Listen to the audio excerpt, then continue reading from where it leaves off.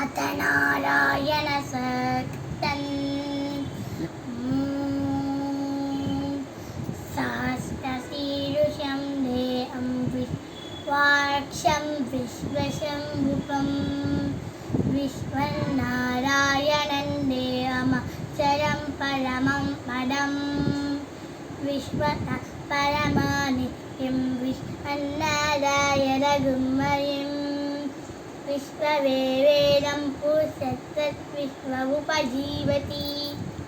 पतिं विश्वशास्त्रे शाश्वतशिवमच्युतं नारायणं महाश्चेयं विश्वात्मानं परायणं नारायण परो ज्योतिरात्मनारायण परः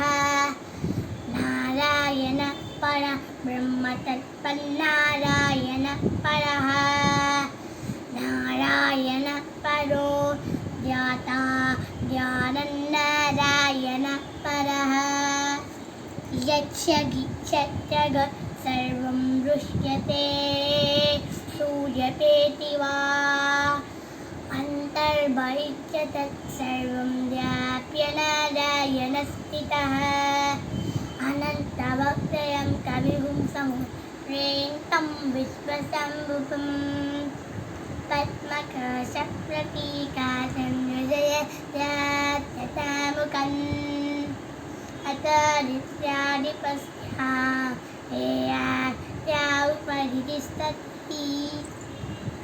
ज्वालमालाकुलम्बकी विश्वस्यायमात् सन्तत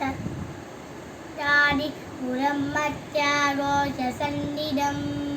तस्यान्ते ऋषगुंसूक्ष्मतस्यं सर्वं प्रतिष्ठितं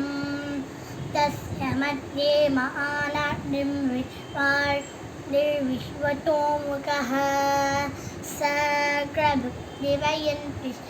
नारागजरजरभिः तिर्यगुरगदश्रावीरस्वय तस्य सन्तावयदि वन्दे अमापादकमस्तका तस्य मध्ये वन्दिशिखा हरियोद्वात्यवस्थितः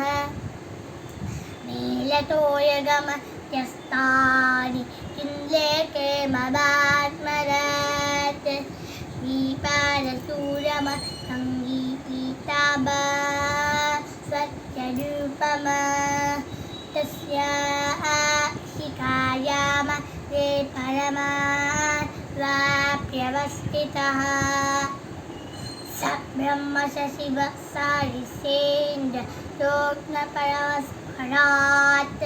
हृदयं सत्यं परं ब्रह्म पुरुषं कृष्णपिङ्गलम्